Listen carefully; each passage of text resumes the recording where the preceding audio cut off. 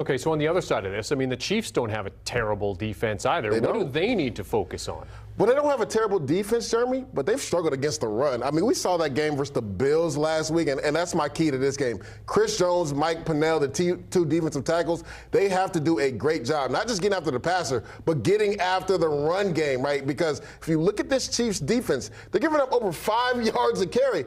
I can't tell you how many times in that Bills game last week in the divisional round, every first down play was like a 7-8 yard run, right? They struggled against the run. Well, now they have the best running team in all the NFL. They're playing in the Baltimore Ravens. They average over 155 yards a game. But you know what they did last week, DK? They ran for over 200 yards. So, yes, we know Chris Jones and George Karlaftis, they want to get after the passer, and Steve Spagnuolo in that second half versus the Bills started adding people to the line of scrimmage because he was struggling against the run.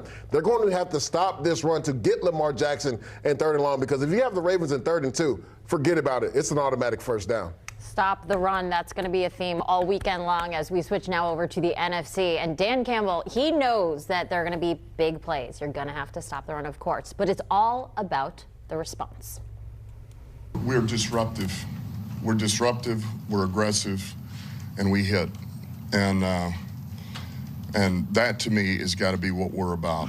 You know, those are the principles. Look, we may get hit on a couple of things, and I know for me, I'm willing to give up something to get something. Man, you have to be able to handle the ebbs and flows of a game in a season and playoffs. And that's what has been built for 3 years now. And so that's what gives me faith. Look, there's going to be things that are going to happen in this game that it's going to look like it's out of control. And it's not going to go well for us. And as long as we just play the next play, it'll turn. And that's what we've done all year. And that's the most important thing to keep in mind. But you've got to be made a certain way, and the team has to be made a certain way to be able to handle that. Otherwise, you just crumble. So that's what gives me faith. We have a team that's built that way. He's got the faith, and he's going to need it when you look at Christian McCaffrey and what he's been able to do. I mean, it's just impressive. So obviously the Lions D needing to stop the run, stop Christian McCaffrey. Why is that so important? I mean, it's obvious, but break it down. He's the focal point of this 49ers offense. Me and DK were talking about this earlier. We were a little bit surprised that in the fourth quarter of a one-score game versus the Packers, they kind of went away from Christian McCaffrey. I mean, he only had 17 touches in regards to running the football. Now, he had 12 targets and had 6 catches. But my thing is, if you're Kyle Shanahan, it's a one-score game. You already got Deebo Samuel out of the game. Lean on Christian McCaffrey. I guarantee there will be a conservative effort to get Christian McCaffrey the ball, and it's because you know, this Lions defense has struggled against the run. Yes, we know they struggle in the secondary in regards to stopping the pass, but they're giving up almost 5 yards a carry. We see Christian McCaffrey breaking a run late there in the game to take the lead versus the Green Bay Packers. I would not be surprised, Jenny, Jeremy, DK, if Christian McCaffrey gets 30 touches this game. That's the type of game that I'm looking forward to in this game, because that's been a knock on Kyle Shanahan too. Let's not forget that 28-3 lead they had versus the Patriots. People were saying, why didn't you run the ball in the second half? Well, you know, offensive coordinators can kind of get in this funk where they just want to throw the football, and that's kind of what happened versus the Green Bay Packers last week. Now, Brock Purdy was able to put some passes together, and they won that game, but you got Christian McCaffrey at the running back position. Run the football, right? Because he averaged over 5 yards a carry in that game. I guarantee a conservative effort will be to give Christian McCaffrey the ball, not just out of the backfield, but running the football. He's the second best player in the NFL. Yep. And Lamar Jackson's the For deserved sure. MVP. I think he's the best player on this 49ers team. I know Brock Purdy was in that conversation, but I think this offense goes as Christian McCaffrey goes, and that's a huge point. I do think Kyle Shanahan's going to have to respond. Dan Campbell put it out there, like, we're physical.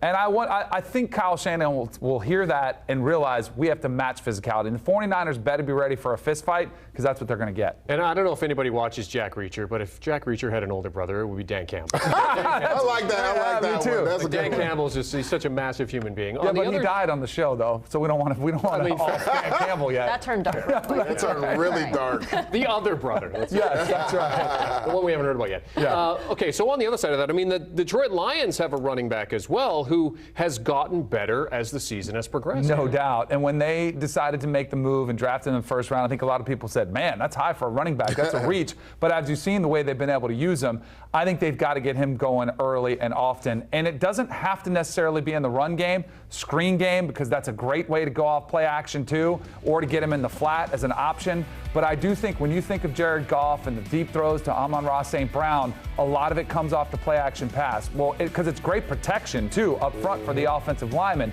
But if you're not running it effectively, those play action fakes don't mean as much. So I think they've got to get Jahmyr Gibbs going. Yeah, he's been a godsend for them, especially late in that game versus Tampa Bay. Kind of like Kyle Shanahan. I was surprised Ben Johnson didn't get him going often, but they got him going late in that fourth quarter.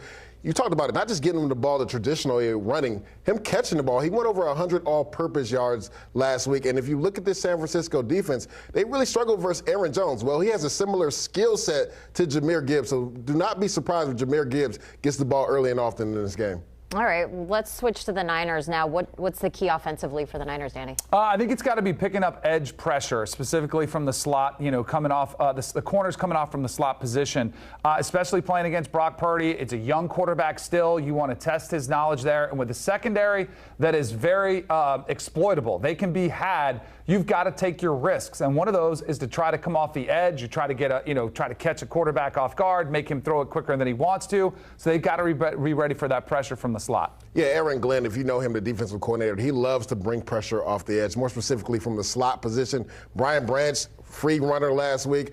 Melifonu, the safety, had 2 sacks unblocked as well. So Aaron Glenn is going to bring some pressure. It's up to Brock Purdy and his offensive line to decipher where that pressure is going. If they block it up, they can be had in the secondary, like you said. In terms of the psychology of this Detroit team, I mean, we know what Dan Campbell's instilled in them, but for Jared Goff, we know coming into this game, he does not have a good record against the 49ers. So when you look at this 49ers defense, how do they attack? The Avengers have to attack, and I'm talking about the defensive line from the 49ers. I was a bit surprised when I saw that Green Bay game and watched it in totality. The Green Bay Packers kind of won that physical battle, DK, and if you look at it, Nick Bosa was literally the only Avenger up front to create pressure off the edge. He had 5 quarterback hits. Javon Hargrave had 1. But DK, they had 0 sacks versus Jordan Love. He had all day to throw the ball. So if you want to be called the Avengers, if you're all first-round picks up front besides Javon Hargrave, who went in the 3rd round but is a Pro Bowl player as well, these are the games you got to have, right? We know the Detroit Lions have a really good offensive line. If you give Jared Goff some time, we've seen this secondary have some issues with the 49ers. You better be able to get after Jared Goff or it's going to be a long day for your secondary. Now I'm picturing Dan Campbell as Thanos. We got a lot of TV references in here today. Oh, you guys are fun. We got Danny Cannell, EJ Duzable. Thanks for joining us here on HQ Spotlight as we get ready for a big weekend in the NFL. And you can catch the AFC Championship game this weekend on CBS. Jim Nantz, Tony Romo, Tracy Wolfson bringing you the broadcast on Sunday at 3 p.m. I think 50 million people tuned in last weekend.